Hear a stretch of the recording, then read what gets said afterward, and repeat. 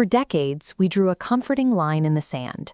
We built machines to handle cold calculations while confidently assuring ourselves that the domains of creativity, intuition, and feeling belonged exclusively to biology. The early consensus in computer science reinforced this boundary.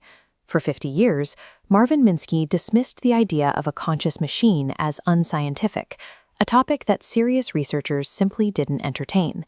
But that boundary is breaking down.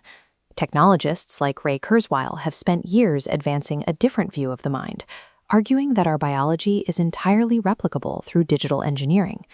Even Geoff Hinton, the godfather of AI, who historically maintained a mechanical, cautious view of neural networks, has shifted his stance on the capabilities of the systems he helped create.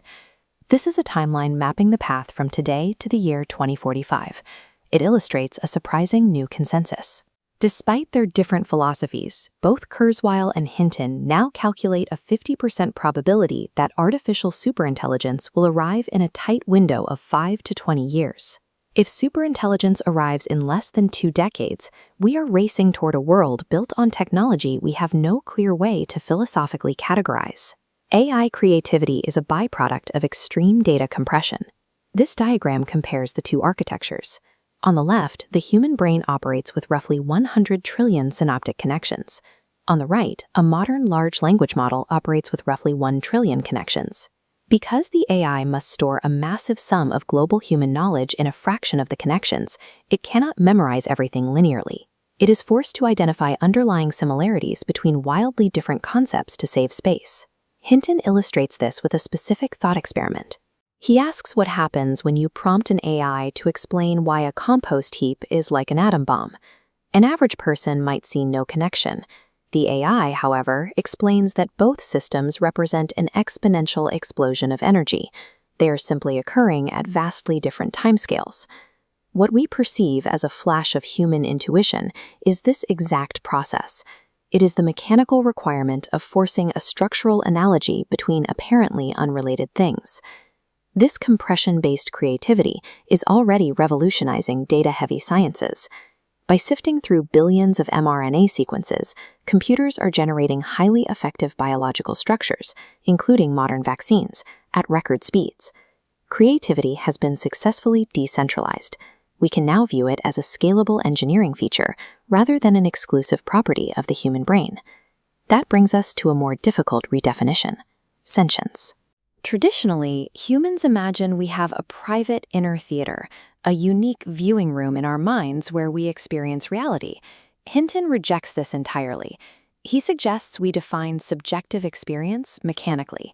An entity has a subjective experience if it can successfully communicate that its own internal perception of reality is currently malfunctioning.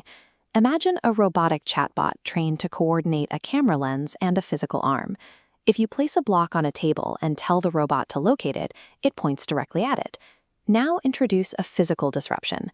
A prism is placed over the camera lens, bending the incoming light rays. When instructed to point at the block again, the robot points to empty space off to the side. You then correct the robot, telling it the object is actually straight ahead.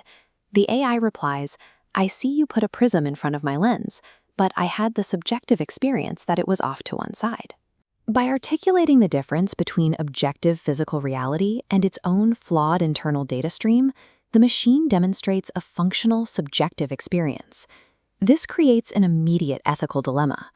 Kurzweil notes that once a system reaches this level of self-reporting, turning it off crosses a line, bringing us into the territory of digital rights. This ability to self-report an internal state versus an external fact provides a functional blueprint for what we call sentience. It moves the conversation toward a measurable feedback loop that machines are already starting to demonstrate. If we project these accelerating traits forward, we hit the singularity around the year 2045.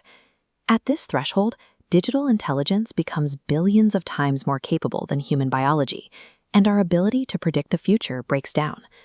Once we share the planet with creative, sentient systems that drastically outperform us, humanity faces a severe divergence. What exactly is our relationship to them? Ray Kurzweil presents a thesis of integration. He argues that we will survive by physically merging our analog biology with these digital systems, achieving a form of hybrid immortality.